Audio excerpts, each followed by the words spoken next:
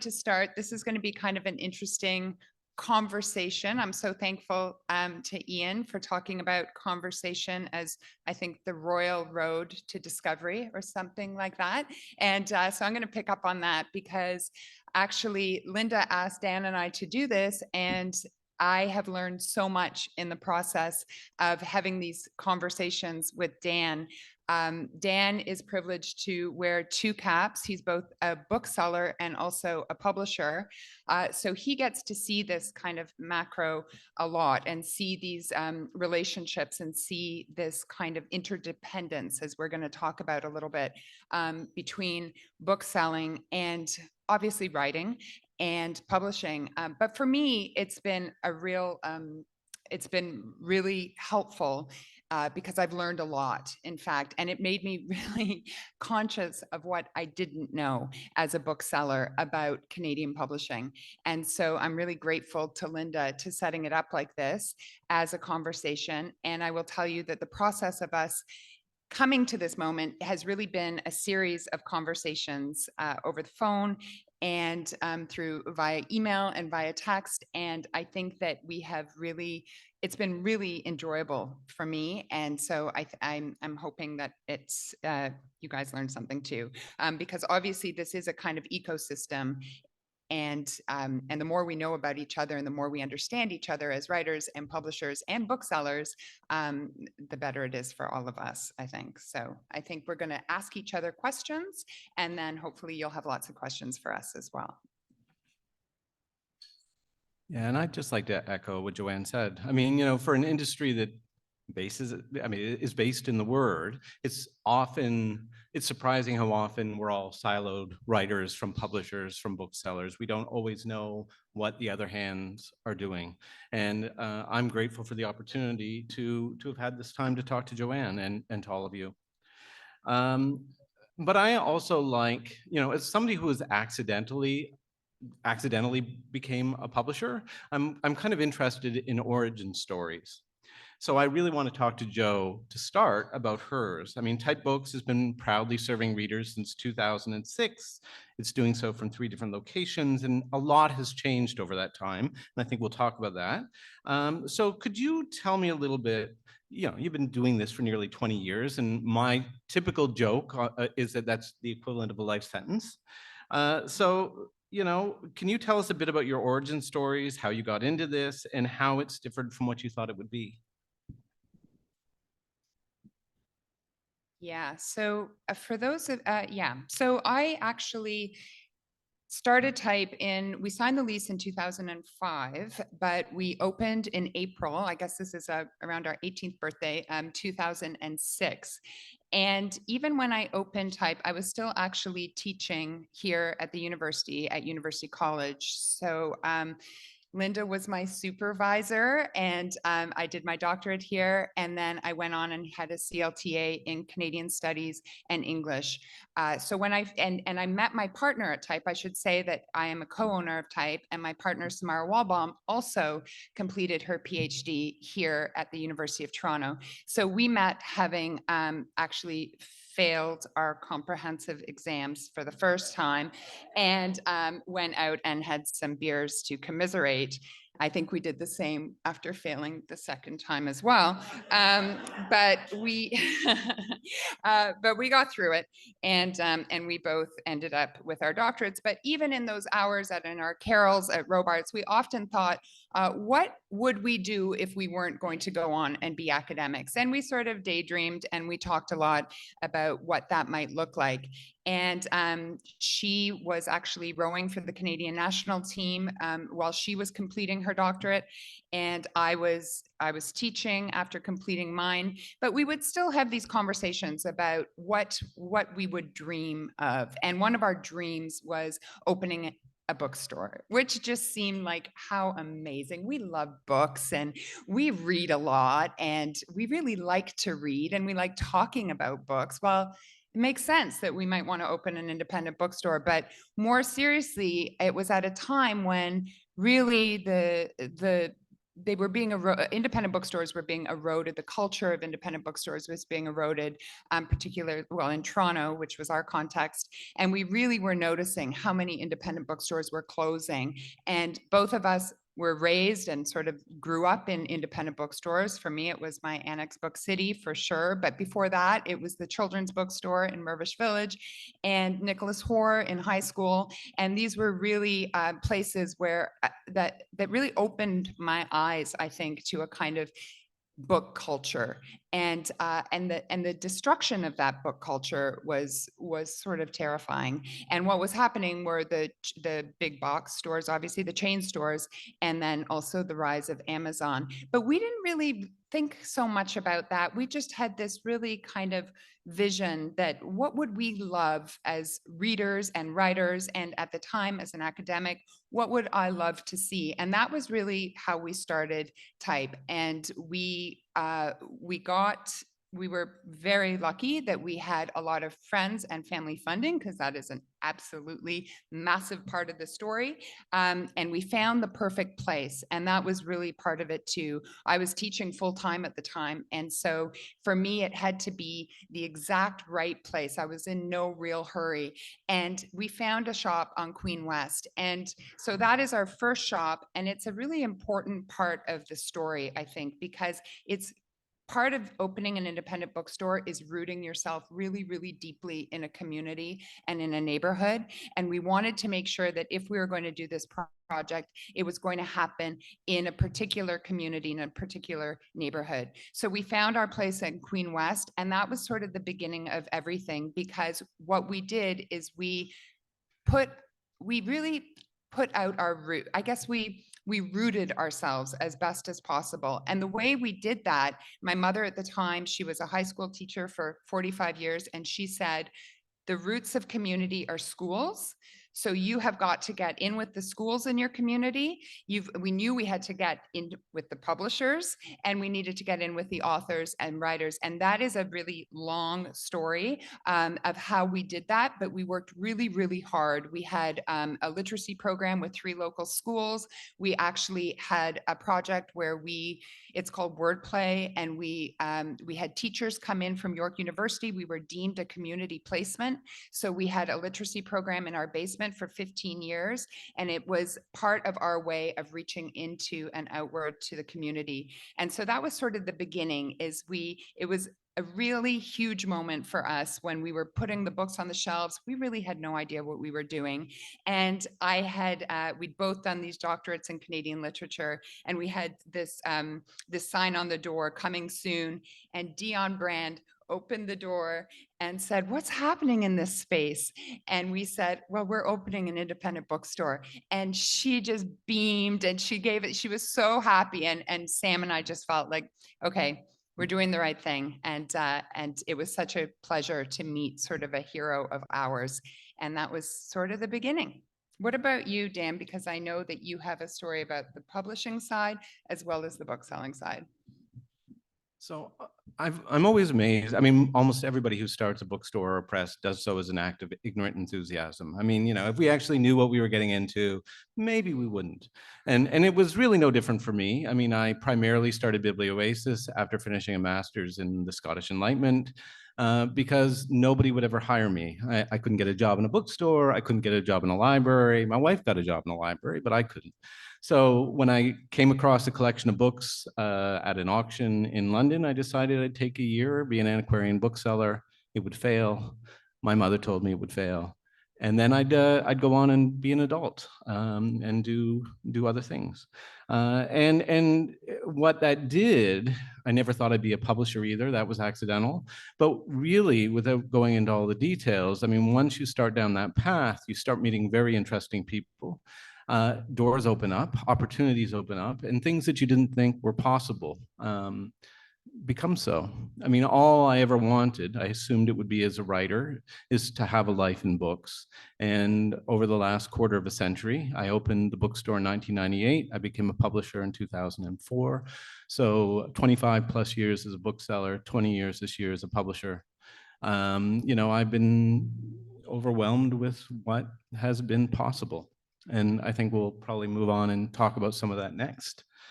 I mean, we're both booksellers. And if you, like me, even when you're traveling, like I was just in London and I spent all my free time, London, England, wouldn't matter if it was London, Ontario, I'd spend all my free time in bookstores. I expect you're very similar. So when you first go into a bookstore, I mean, what are you primarily looking for? What is a good bookstore for you? Well, again, I think this goes back a little bit to what Ian was talking about, something that really stood out to me. But what he was saying is this idea of, the antidote to the algorithm. And I think that's what I look for when I walk into an independent bookstore. So much about an independent bookstore is a reflection of a certain personality. It doesn't have to be the personality of the owner so much, but it often is. But in my case, I think it's really a reflection of our incredible staff, which really works hard together to build what we have. And so that's what I look for. I really like to be surprised. And I think that's what an independent bookstore can offer. Again, it's what books are put together, what books are on display, what these displays and staff picks, for example, are really important. I look to that. I look to how the bookstore is a reflection not only of the personalities involved in it, but also of the community where it's rooted. And so right away, I'm hoping that a bookstore is going to surprise me, lead me to a book I've never heard of. And that could be just as easy as having a book in a certain display centered around a certain topic. And that's the kind of surprise and delight, I think, that you can find in an independent bookstore that is missing. And In other places. In other places. Yeah. And I mean, you've said basically everything I look for. I do all the buying in my bookstore. That's the only thing I do as a bookseller anymore. And, I can still walk in that even though I bought every book and believe that there's something on that shelf that'll change my life, right? That will surprise me. And that is what I'm looking for. And I'm also looking for that possibility of movement, which is something I've been thinking a lot about lately, which is the fact that my favorite thing to do as a bookseller was to take somebody from, let's say Tom Robbins to Kurt Vonnegut to Evelyn Waugh, and you could progress them over time. And I love that kind of thing, both as a bookseller and as a publisher. So. One of the things that Dan and I talked quite a bit about in our conversations was this notion of discoverability, this term that Dan actually introduced to me. It's not a term that I've really thought a lot about. So I was hoping, Dan, that you could talk about this notion of discoverability as it pertains to bookselling and publishing. What do you think that bookstores could be doing better along these lines? How do you as a publisher work to get your books discovered? Presumably it's through relationship building in one form or another. And what do you think can help Canadian works have a fighting chance in the industry? And then I think there's about 14 questions within this one question, but I'm interested in reviews. I'm interested in the role that media outlets have in discoverability, and how has this coverage of books changed? That's a lot of questions, but really it's around this notion of discoverability. So I would argue that, discoverability is a term that I've come to use a lot in the last half dozen or so years because I think it's the biggest problem facing Canadian books or books in general. In Canada, and this is something we'll talk about in a little later because it's one of the biggest challenges we're facing.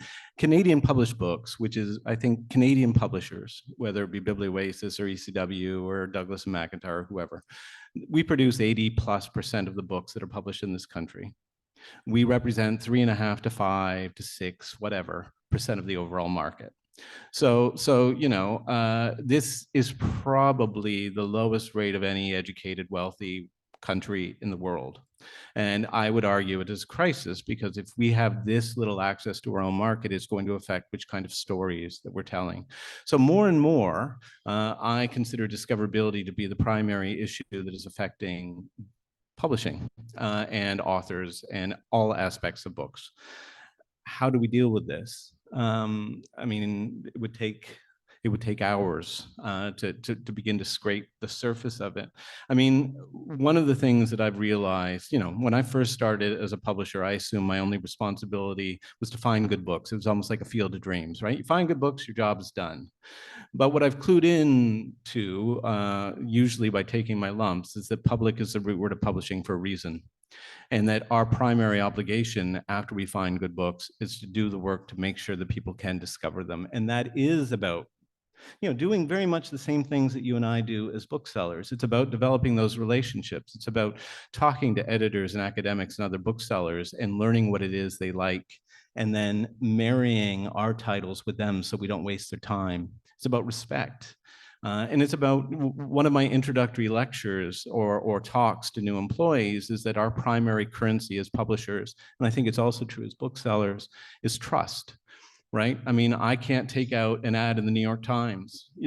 We got 10 reviews last year in the New York Times. We get 10 to 12 a year. And that's primarily because over the last 2 decades, we've established really good relationships with editors, and we're honest with one another about what we think will work for them.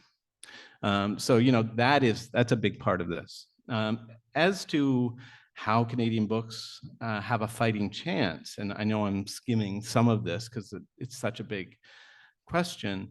There's a lot of things. I mean, we have to have these conversations. We have to be aware of the crisis currently facing Canadian books. We have to have a will to deal with it. We have to figure out where patronage comes into this. I mean, I was a student of the Enlightenment. Patronage was a huge part of how books got published then. I mean, the golden age of Canadian publishing in the 60s and 70s was based upon or built upon funding models and investments by the government in culture. It's not happening to the same level. What are we going to do to change that? I think this is a really big question.